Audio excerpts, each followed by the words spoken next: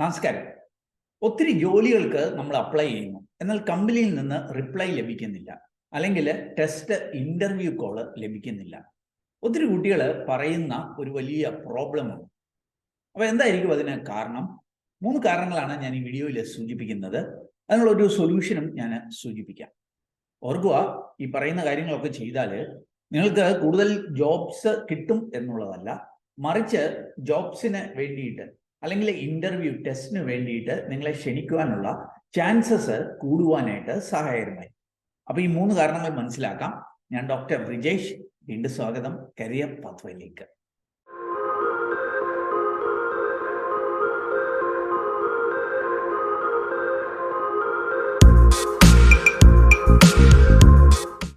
നമ്മൾ ജോലിക്ക് അപ്ലൈ ചെയ്തിട്ട് നമുക്ക് കമ്പനികളിൽ നിന്ന് റെസ്പോൺസ് കിട്ടുന്നില്ലെങ്കിൽ ആദ്യത്തെ പ്രശ്നം റെസ്യൂമേ റിലേറ്റഡ് ഇഷ്യൂസ് ആയിരിക്കും. അതായത് നമ്മൾ അയക്കുന്ന നമ്മളുടെ ബയോഡാറ്റ, നമ്മുടെ റെസ്യൂമേയുമായി ബന്ധപ്പെട്ട ചില പ്രശ്നങ്ങളായിരിക്കും. അവർക്ക് പണ്ടൊക്കെ നമ്മളൊരു ആപ്ലിക്കേഷന് അയക്കുകയാണെങ്കിൽ കമ്പനിയുടെ ഭാഗത്ത് നിന്ന് ഒരു HR ടീമിൽ നിന്നുള്ള ഒരാൾ വ്യക്തിപരമായിട്ട് ഓരോ റെസ്യൂമേ ഓപ്പൺ ചെയ്ത് കാര്യങ്ങൾ വായിച്ച് അനുയോജ്യരായവരെ ഷോർട്ട് ലിസ്റ്റ് ചെയ്ത് ടെസ്റ്റിനും ഇന്റർവ്യൂവിനും ഒക്കെ ക്ഷണിക്കുന്നതാണ് കാണുന്നതെന്നുണ്ടെങ്കിൽ ഇന്ന് മിക്കവാറും കമ്പനികൾക്കെല്ലാം ATS ഉണ്ട്. ATS എന്ന് പറഞ്ഞാൽ ആപ്ലിക്കേഷൻ ട്രാക്കിംഗ് സിസ്റ്റം, അല്ലെ ആപ്ലിക്കൻറ്റ് ട്രാക്കിംഗ് സോഫ്റ്റ്വെയർ എന്നൊക്കെ വിളിക്കാനായിട്ട് പറ്റും. അതായത് മാനുവലായിട്ട് ഒരു വ്യക്തി നമ്മുടെ റെസ്യൂമേ ഓപ്പൺ ചെയ്യണമെന്നില്ല. കൂടുതലും ATS സോഫ്റ്റ്വെയർസ് ആയിരിക്കും നമ്മുടെ റെസ്യൂമേ ഷോർട്ട് ലിസ്റ്റ് ചെയ്യപ്പെടുക. അപ്പോൾ അതുകൊണ്ട് തന്നെ ATS ഫ്രണ്ട്ലി റെസ്യൂമേ ക്രിയേറ്റ് ചെയ്യുവാണെങ്കിൽ നമ്മളുടെ റെസ്യൂമേ ഷോർട്ട് ലിസ്റ്റ് ചെയ്യപ്പെടുന്നതിനും ടെസ്റ്റിനും ഇന്റർവ്യൂവിനും ഒക്കെ ക്ഷണിക്കപ്പെടുവാനുള്ള സാധ്യതകൾ കൂടുതലാണ്. അപ്പോൾ വളരെ പ്രധാനപ്പെട്ടതാണ് ATS ഫ്രണ്ട്ലി റെസ്യൂമേ എന്നുള്ളത്. ഇതാണ് ATS ഫ്രണ്ട്ലി റെസ്യൂമേ എന്നുള്ളത്. നമ്മൾ മിക്കവാറും കമ്പനികളൊക്കെ ജോബ് വിളിക്കുമ്പോൾ ഒരു JD ജോബ് ഡിസ്ക്രിപ്ഷൻ നൽകും. അതായത് ആ ജോലിയുടെ ഡീറ്റെയിൽസ് നൽകാറുണ്ട്. അപ്പോൾ അതിനകത്ത് അവർ ആരെയാണ് ഹയർ ചെയ്യാൻ ഉദ്ദേശിക്കുന്നത്, അവർക്ക് വേണ്ട സ്കില്ലുകളൊക്കെ മെൻഷൻ ചെയ്യാറുണ്ട്. അപ്പോൾ അങ്ങനെയുള്ള കാര്യങ്ങളൊക്കെ നമ്മുടെ റെസ്യൂമേയിൽ ഉണ്ട് എന്ന് ഉറപ്പുവരുത്തുക. അല്ലെങ്കിൽ അങ്ങനെയുള്ള കീവേഡുകളെങ്കിലും നമ്മുടെ റെസ്യൂമേയിൽ കൂടുതലായിട്ടുണ്ട് എന്ന് ഉറപ്പുവരുത്തുക. നമുക്ക് ഇപ്പോൾ AI ടൂൾസ് ഉണ്ട്, അല്ലെങ്കിൽ ChatGPT ഒക്കെ വെച്ചിട്ട് നമ്മുടെ റെസ്യൂമേയിൽ ഈ JD പ്രകാരം റെസ്യൂമേ ചേഞ്ച് ചെയ്യുന്നതിനൊക്കെയുള്ള അവസരങ്ങളുണ്ട്. അപ്പം സോഫ്റ്റ്വെയർസ് അല്ലെങ്കിൽ AI ടൂൾസ് ഉപയോഗിച്ചില്ലെങ്കിൽ പോലും മാനുവലായിട്ട് നമ്മുടെ റെസ്യൂമേയിൽ ഈ JDയെ ബേസ് ചെയ്തുള്ള ചേഞ്ചസ് അല്ലെങ്കിൽ കൂടുതൽ കീവേഡ് അതിനൊക്കെ അനുയോജ്യമായതൊക്കെ ആഡ് ചെയ്യുന്നു എന്ന് നിങ്ങൾ ഉറപ്പുവരുത്തുക. ഞാൻ എപ്പോഴും പറയാറുണ്ട്, one resume for one person അല്ല, one resume for one application. അതായത് നിങ്ങൾക്ക് സ്ഥിരമായി ഒരു റെസ്യൂമേ എന്നുള്ളതല്ല, നിങ്ങൾ ഓരോ ജോലിക്ക് അപ്ലൈ ചെയ്യുമ്പോഴും ആ ജോലിയുടെ ആവശ്യത അനുസരിച്ച് വ്യത്യസ്തമായ റെസ്യൂമേ ക്രിയേറ്റ് ചെയ്യണം. എപ്പോഴും ഓർക്കുക, one resume for one person അല്ല, one resume for one application. ഒരേ കമ്പനിക്ക് നിങ്ങൾ അപ്ലൈ ചെയ്യുമ്പോൾ വ്യത്യസ്തമായ റെസ്യൂമേ കമ്പനിയുടെ ജോബ് ഡിസ്ക്രിപ്ഷനെ ബേസ് ചെയ്തിട്ട് അല്ലെങ്കിൽ ATS ഫ്രണ്ട്ലി ആയിട്ട് റെസ്യൂമേ ക്രിയേറ്റ് ചെയ്യുന്ന കാര്യം ഉറപ്പുവരുത്തുക. ഈ റെസ്യൂമേയുടെ ഫോർമാറ്റും ഒക്കെ വളരെ പ്രധാനപ്പെട്ടതാണ്. കഴിവതും ഈ ATS ഫ്രണ്ട്ലി എന്നൊക്കെ പറയുമ്പോൾ ഗ്രാഫിക്സ് ഒക്കെ കഴിവതും ഒഴിവാക്കുക, അല്ലെങ്കിൽ കോളംസ് ടേബിളും ഒക്കെ ഒഴിവാക്കുക. അതൊക്കെ വളരെ പ്രധാനപ്പെട്ട. എന്ന് മാത്രമല്ല, നിങ്ങളുടെ റെസ്യൂമേയുടെ ഫോർമാറ്റിങ് എപ്പോഴും അത് PDF അല്ലെങ്കിൽ വേർഡോ ഒക്കെ ആയിരിക്കണം. ഒരിക്കലും ഒരു പിക്ചറായിട്ട് JPEG ഒന്നുമായിട്ടൊന്നും നിങ്ങളുടെ റെസ്യൂമേ സേവ് ചെയ്യുന്നില്ല എന്ന് ഉറപ്പുവരുത്തുക. എന്ന് മാത്രമല്ല, അതിനകത്ത് ഉപയോഗിക്കുന്ന ഫോൺസ് എപ്പോഴും സാൻസ് സെറിഫ് ഫോൺസ് ഉപയോഗിക്കുക. സെറിഫ് ഫോൺസ് എന്ന് പറഞ്ഞാൽ ഇങ്ങനെ വാലുള്ള ഫോണ്ടുകളാണ്. ഉദാഹരണത്തിന് S എന്ന് നമ്മൾ ഡയറക്റ്റ് ആയിട്ട് എഴുതിയാൽ അതാണ് സാൻസ് സെറിഫ് ഫോണ്ട്. എന്നാൽ ചിലർ S എഴുതുമ്പോൾ ഇങ്ങനെ വള്ളിയൊക്കെ ഇട്ടിട്ട് എഴുതും. അതിനെയാണ് സെറിഫ് ഫോൺസ് എന്ന് പറയുക. അങ്ങനെയുള്ളതൊന്നും റെസ്യൂമേയിൽ ഉപയോഗിക്കില്ല. സാൻസ് സെറിഫ് ഫോൺസ്, ഉദാഹരണത്തിന് ഏരിയൽ അല്ലെങ്കിൽ ടൈംസ് ന്യൂ റോമൻ, ഇങ്ങനെയൊക്കെയുള്ള ഫോണ്ടുകളൊക്കെ ഉപയോഗിക്കുക. അപ്പോൾ അങ്ങനെ റെസ്യൂമേ ഫോർമാറ്റിങ്ങുമായി ബന്ധപ്പെട്ട സിമ്പിൾ ആയിട്ടുള്ള സെന്റൻസുകൾ ഉപയോഗിക്കുക. ആക്ഷൻ വേർഡ്സ് ഒക്കെ ഉപയോഗിക്കാനായിട്ട് ശ്രമിക്കുക. കീവേഡ്സ് കൂടുതലായിട്ട് ഉപയോഗിക്കുക. അങ്ങനെ ഒരു റെസ്യൂമേ ആ JDക്ക് അനുയോജ്യമായി നിങ്ങൾ ക്രിയേറ്റ് ചെയ്യുമ്പോൾ ആ റെസ്യൂമേ ഷോർട്ട് ലിസ്റ്റ് ചെയ്യപ്പെടാനുള്ള സാധ്യതകൾ കൂടുതലായിരിക്കും. അപ്പം ആദ്യത്തെ പ്രോബ്ലം റെസ്യൂമേ റിലേറ്റഡ് ഇഷ്യൂസ്. അതിൻ്റെ സൊല്യൂഷൻ ATS ഫ്രണ്ട്ലി റെസ്യൂമേ, അതും ഓരോ ജോലിക്കും വ്യത്യസ്തമായ റെസ്യൂമേ അത് ക്രിയേറ്റ് ചെയ്യാനായിട്ട് ശ്രമിക്കുക. അതിനാവശ്യമെന്നുണ്ടെങ്കിൽ AI ടൂളുകൾ ഉപയോഗിക്കുക, അല്ലെങ്കിൽ മാനുവൽ ആയിട്ടുള്ള ചേഞ്ചസ് വരുത്തുവാൻ ശ്രമിക്കുക. രണ്ടാമത്തെ പ്രോബ്ലം ആപ്ലിക്കേഷൻ റിലേറ്റഡ് ഇഷ്യൂസ് എന്നുള്ളതാണ്. അതായത് നമ്മൾ അപ്ലൈ ചെയ്യുന്നതുമായി ബന്ധപ്പെട്ട പ്രശ്നങ്ങൾ. പലപ്പോഴും പ്രൈവറ്റ് കമ്പനികളിലൊക്കെ റിക്രൂട്ട്മെന്റ് അവർ ചിലപ്പം ഒരു ലാസ്റ്റ് ഡേ ടു അപ്ലൈ എന്നൊക്കെ പറയാറുണ്ട്. കൂടുതൽ ആൾക്കാരും അപ്ലൈ ചെയ്യുന്നത് ആ ലാസ്റ്റ് ഡേറ്റിലായിരിക്കും. എന്നാൽ ഓർക്കുക, പല പ്രൈവറ്റ് കമ്പനികളും ഇപ്പം ഒരു കമ്പനിക്ക് ഒരു 10 വേക്കൻസി എന്നുണ്ടെങ്കിൽ ഫസ്റ്റ് ഡേയിൽ തന്നെ ഒരു 50 റെസ്യൂമേ വന്നിട്ടുണ്ടെങ്കിൽ ഈ 50 പേരിൽ നിന്ന് തന്നെ അവർ ആ 10 പേരെ സെലക്ട് ചെയ്യും.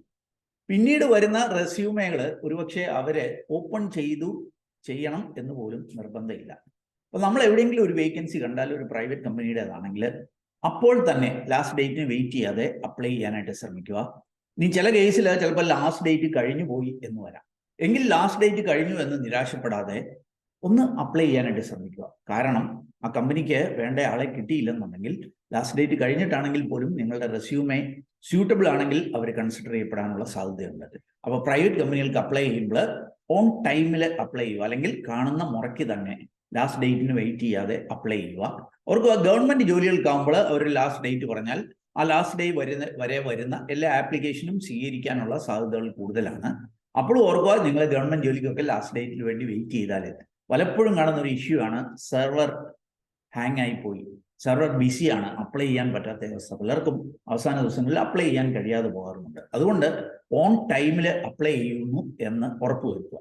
എന്ന് മാത്രമല്ല, നിങ്ങളൊരു ജോബിനൊക്കെ അപ്ലൈ ചെയ്യുമ്പോൾ ഒരുപക്ഷെ ഒരു റെസ്യൂമേ നിങ്ങൾ ഇമെയിലിലൂടെയൊക്കെ ഫോർവേഡ് ചെയ്യാനായിട്ടായിരിക്കും പറയുക. അങ്ങനെ ചെയ്യുമ്പോൾ ശ്രദ്ധിക്കേണ്ട കുറേ അധികം കാര്യങ്ങളുണ്ട്. പല കുട്ടികളെയും കണ്ടിട്ടുണ്ട്, please find attach my resume, പക്ഷെ നോക്കുമ്പോൾ അറ്റാച്ച് ചെയ്യാൻ മറന്നുപോയിട്ടുണ്ട്. അപ്പോൾ അറ്റാച്ച് ചെയ്യാൻ ഓർക്കുക എന്നുള്ളത് ഏറ്റവും പ്രധാനപ്പെട്ട. എന്ന് മാത്രമല്ല, ഞാൻ മുമ്പ് സൂചിപ്പിച്ചതുപോലെ നിങ്ങളുടെ അറ്റാച്ച്മെന്റ് വേർഡ് അല്ലെങ്കിൽ PDF ആയിരിക്കണം. അതേപോലെ ഒരു കവറിംഗ് ലെറ്റർ വെക്കുക. നിങ്ങൾ ചുമ്മാ ഒരു റെസ്യൂമേ എടുത്ത് അയക്കാതെ അതിൻ്റെ ബോഡിയിൽ ഒന്ന് എഴുതുക, ഏത് പോസ്റ്റിലോട്ട് അപ്ലൈ ചെയ്യുന്നു, അതിനുള്ള നിങ്ങളുടെ യോഗ്യത എന്താണ് എന്നൊക്കെ മെൻഷൻ ചെയ്ത് ഒരു ചെറിയ കവറിംഗ് ലെറ്ററോടെ വെച്ച് എപ്പോഴും അയക്കാനായിട്ട് ശ്രമിക്കുക. അതേപോലെ നിങ്ങൾ ഇമെയിലിൽ ടു അടിച്ചു കഴിഞ്ഞിട്ടുള്ള സബ്ജക്റ്റിൽ നിങ്ങൾ ഏത് പോസ്റ്റിലേക്ക് അപ്ലൈ ചെയ്യുന്നു. പല കമ്പനികളും സബ്ജക്റ്റിൽ എന്ത് വെക്കണം എന്ന് പറയുന്നുണ്ടെങ്കിൽ അങ്ങനെ തന്നെ വെക്കാനായിട്ട് ശ്രമിക്കുക. അതിനെയും ബേസ് ചെയ്ത് ഷോർട്ട് ലിസ്റ്റിംഗ് നടക്കുന്നുണ്ട് എന്നറിയുക. സെർച്ച് ചെയ്ത് പലരും എടുക്കുന്നത് നിങ്ങൾ സബ്ജക്റ്റിൽ എന്ത് വെച്ചു എന്നതിനെ ബേസ് ചെയ്തായിരിക്കും. അപ്പം സബ്ജക്റ്റിൽ കൃത്യമായിട്ട് കാര്യങ്ങൾ മെൻഷൻ ചെയ്യുക, കറക്റ്റ് ആയിട്ടുള്ള ഇമെയിൽ ID വെക്കുക, അറ്റാച്ച് ചെയ്യാൻ മറക്കല്ല്. അറ്റാച്ച്മെന്റ് PDF, വേർഡ് ഇങ്ങനെയൊക്കെയുള്ള ഫോർമാറ്റിലായിരിക്കണം. അതിലൊക്കെ ഉപരി ഓൺ ടൈമിൽ അപ്ലൈ ചെയ്യാനായിട്ട് ശ്രമിക്കുക. എപ്പോൾ കാണുന്നോ അപ്പോൾ തന്നെ, ലാസ്റ്റ് ഡേറ്റിന് വേണ്ടി വെയിറ്റ് ചെയ്യാതെ, അല്ലെ ലാസ്റ്റ് ഡേറ്റ് കഴിഞ്ഞു എന്നോർത്ത് ദുഃഖിക്കാതെ കാണുന്ന മുറയ്ക്ക് തന്നെ അപ്ലൈ ചെയ്യുവാനായിട്ട് ശ്രമിക്കുക. അങ്ങനെ ഒന്ന് ശ്രദ്ധിച്ച് അപ്ലൈ ചെയ്യുവാണെങ്കിൽ ഒരുപക്ഷെ നമ്മളെ ഷോർട്ട് ലിസ്റ്റ് ചെയ്യപ്പെടാനുള്ള സാധ്യതകൾ വളരെ കൂടുതലാണ്. ഓർക്കുക, നിങ്ങൾ എത്രമാത്രം അപ്ലൈ ചെയ്തു എന്നുള്ളത്. ഞാൻ എപ്പോഴും പറയാറുണ്ട്, മാക്സിമം അപ്ലൈ ചെയ്യാനൊക്കെ കുട്ടികളോട് പറയാറുണ്ട്. എന്നാൽ എത്രമാത്രം അപ്ലൈ ചെയ്തു എന്നുള്ളതല്ല, എത്രമാത്രം അനുയോജ്യമാണ് ആ ജോലി നിങ്ങൾക്ക് എന്നനുസരിച്ച് അപ്ലൈ ചെയ്യാനായിട്ട് ശ്രമിക്കുക. ചില ആൾക്കാരുണ്ട്, എന്ത് വേക്കൻസി കണ്ടാലും, ഇപ്പോൾ IT കണ്ടാൽ IT പഠിച്ചിട്ടുള്ള ഒരാളാണ് അല്ലെങ്കിൽ പോലും BCom പഠിച്ച ആളും ചിലപ്പോൾ അപ്ലൈ ചെയ്തെന്ന് വരാം. അല്ലെങ്കിൽ മറ്റൊരു മേഖലയിൽ ഒരു അവസരം കണ്ടാൽ ചുമ്മാ റെസ്യൂമേ എടുത്ത് അങ്ങനെ അയക്കുകയാണ്. ആരും അത് കൺസിഡർ ചെയ്യത്തില്ല എന്നുള്ള കാര്യം അറിയുക. അതുകൊണ്ട് നിങ്ങൾക്ക് അനുയോജ്യമായ ജോലികൾ, നിങ്ങൾക്ക് സ്യൂട്ടബിൾ ആയിട്ടുള്ള, അല്ലെങ്കിൽ നിങ്ങളുടെ പ്രൊഫൈലിന് അനുയോജ്യമായ ജോലികൾ കൂടുതൽ കണ്ടെത്തി അങ്ങനെയുള്ള ജോലികൾക്ക് മാക്സിമം റെസ്യൂമേ അയക്കാനായിട്ട് ശ്രമിക്കുക. അത് അയക്കുമ്പോൾ കുറേ പേർക്ക് ഒറ്റയടിക്ക് 2 വെച്ചിട്ട് അങ്ങ് അയക്കല്ലേ. നിങ്ങൾ 5 പേർക്ക് നിങ്ങളുടെ റെസ്യൂമേ അയക്കണമെന്നുണ്ടെങ്കിൽ 5ഉം വ്യത്യസ്തമായി 5 പേരെയും കൃത്യമായി അഡ്രസ്സ് ചെയ്തുകൊണ്ട് അവരുടെ ജോബ് എന്താണ് എന്ന് മനസ്സിലാക്കി ആ കാര്യങ്ങൾ മെൻഷൻ ചെയ്തുകൊണ്ട് നിങ്ങളുടെ റെസ്യൂമേ അതിന് അനുയോജ്യമായി മാറ്റിക്കൊണ്ട് അപ്ലൈ ചെയ്യുവാനായിട്ട് ശ്രമിക്കുക. അപ്പം രണ്ടാമത്തെ റീസൺ നിങ്ങളുടെ റെസ്യൂമേ ഷോർട്ട് ലിസ്റ്റ് ചെയ്യപ്പെടുന്നില്ലെങ്കിൽ അതിൻ്റെ കാരണം ആപ്ലിക്കേഷൻ റിലേറ്റഡ് ഇഷ്യൂ ആണ്. അതിന് ഞാൻ സൂചിപ്പിച്ച സൊല്യൂഷൻസ് ഓൺ ടൈമിൽ അപ്ലൈ ചെയ്യുക. 2, അപ്ലൈ ചെയ്യുമ്പോൾ ശ്രദ്ധിക്കേണ്ട കാര്യങ്ങൾ, അറ്റാച്ച്മെന്റ് വെക്കുക, സബ്ജക്റ്റ് വെക്കുക, body of the message, covering letter വളരെ പ്രധാനപ്പെട്ടതാണ്. അറ്റാച്ച്മെന്റ് ഏത് ഫോർമാറ്റിലായിരിക്കണം എന്നുള്ളത് പ്രധാനപ്പെട്ടതാണ്. ബാക്കി അപ്ലൈ ചെയ്യുമ്പോൾ ശ്രദ്ധിക്കേണ്ട കാര്യങ്ങൾ കൂടി ശ്രദ്ധിക്കുക. ഇതാണ് 2 കാര്യങ്ങൾ. മൂന്നാമത്തെ ഒരു റീസൺ, നമ്മൾ അപ്ലൈ ചെയ്തിട്ടും നമുക്ക് റിപ്ലൈ ലഭിക്കാത്തതിൻ്റെ മൂന്നാമത്തെ റീസൺ ആയിട്ട് എനിക്ക് സൂചിപ്പിക്കാൻ വേണ്ടിയിട്ടുള്ളത് ലാക്ക് ഓഫ് സ്കിൽസ് എന്നുള്ളതാണ്. അതായത് റിക്രൂട്ടേഴ്സ് പലപ്പോഴും ആവശ്യപ്പെടുന്ന സ്കില്ലുകൾ, നൈപുണ്യങ്ങൾ നമുക്ക് ഇല്ലാത്തതായിരിക്കാം കാരണം എന്നുള്ളതാണ്. ഉദാഹരണത്തിന്, ഒരു കമ്പനി ഒരു റിക്രൂട്ട്മെന്റ് അനൗൺസ് ചെയ്തിട്ടുണ്ട്, MCAക്കാരെ ഹയർ ചെയ്യും എന്ന് പറഞ്ഞു. പക്ഷെ അവർ അതിനോടൊപ്പം പറയുന്നുണ്ട് MCA ആയിരിക്കണം, അതിനോടൊപ്പം നിങ്ങൾ PHP അല്ലെങ്കിൽ പൈതൺ ഇങ്ങനെയുള്ള പ്രോഗ്രാമിംഗ് ഒക്കെ അറിഞ്ഞിരിക്കണമെന്ന്. ഇത് കാണുന്ന ഒരു കുട്ടി അവൻ MCA കാരനായതുകൊണ്ട് അപ്ലൈ ചെയ്യുന്നു, പക്ഷെ അവർക്ക് പൈതൺ അറിയത്തില്ല, അല്ലെങ്കിൽ ഇനി പൈതൺ അറിയാമെന്നുണ്ടെങ്കിൽ അല്ലെങ്കിൽ PHP അറിയാമെന്നുണ്ടെങ്കിൽ റെസ്യൂമെയിൽ മെൻഷൻ ചെയ്തിട്ടില്ല. അങ്ങനെയാകുമ്പോൾ ഒരിക്കലും നിങ്ങൾ ഷോർട്ട് ലിസ്റ്റ് ചെയ്യപ്പെടുന്നില്ല. നിങ്ങളൊരു MCA കാരനായതുകൊണ്ട് അവർ നിങ്ങളെ ഷോർട്ട് ലിസ്റ്റ് ചെയ്യത്തില്ല. അവർക്ക് ആവശ്യമുള്ള PHP, പൈതൺ നിങ്ങൾക്കറിയാം, അറിയില്ല എന്നാണ് റെസ്യൂമെയിൽ പറയുന്നത്, അല്ലെങ്കിൽ റെസ്യൂമെയിൽ മെൻഷൻ ചെയ്തിട്ടില്ല അറിയാമെന്നുണ്ടെങ്കിൽ. അപ്പോൾ ഒരിക്കലും നിങ്ങൾ ഷോർട്ട് ലിസ്റ്റ് ചെയ്യപ്പെടാനുള്ള സാധ്യതകളില്ല. അപ്പോൾ അതുകൊണ്ട് ഒന്ന്, കമ്പനികൾക്ക് വേണ്ട സ്കില്ലുകൾ നിങ്ങൾക്കുണ്ട് എന്ന് ഉറപ്പുവരുത്തുക. അത് കൃത്യമായി നിങ്ങളുടെ റെസ്യൂമെയിൽ മെൻഷൻ ചെയ്യുക.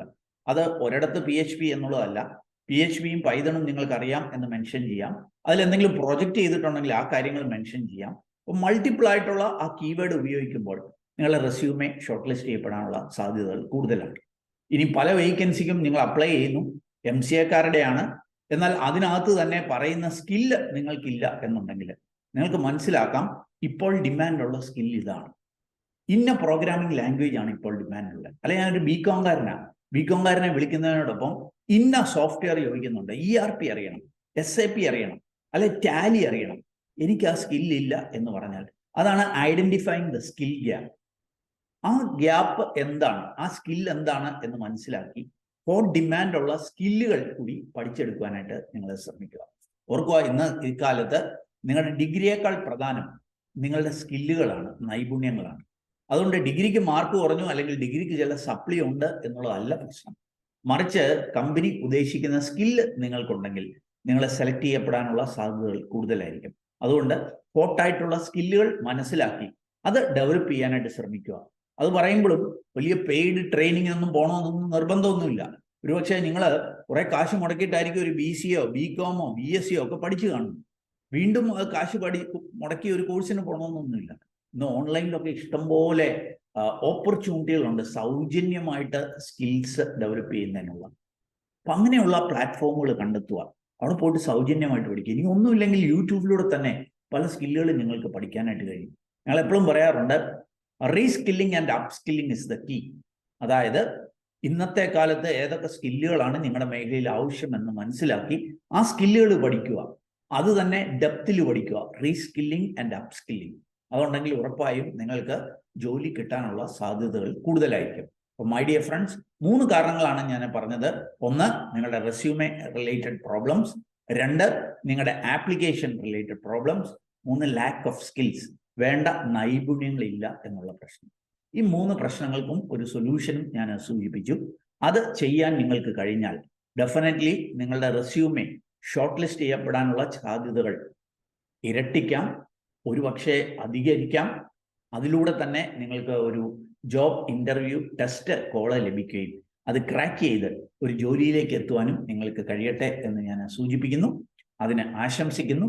ഏതായാലും ഈ വീഡിയോ പൂർണ്ണമായിട്ട് കണ്ടതിലുള്ള നന്ദി അറിയിക്കട്ടെ. വീഡിയോ ഇഷ്ടപ്പെട്ടാൽ ഒന്ന് ലൈക്ക് ചെയ്യുക, കൂട്ടുകാർക്ക് ഉപകാരപ്രദമാണെങ്കിൽ ഷെയർ ചെയ്യാൻ മറക്കല്ല്.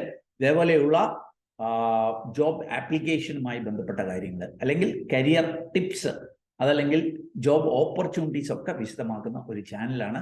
സബ്സ്ക്രൈബ് ചെയ്യാൻ മറക്കല്ല്. ഏറ്റവും ശുഭകരമായ ഒരു ഭാവി കരിയർ നിർത്തട്ടെ. നന്ദി, നമസ്കാരം.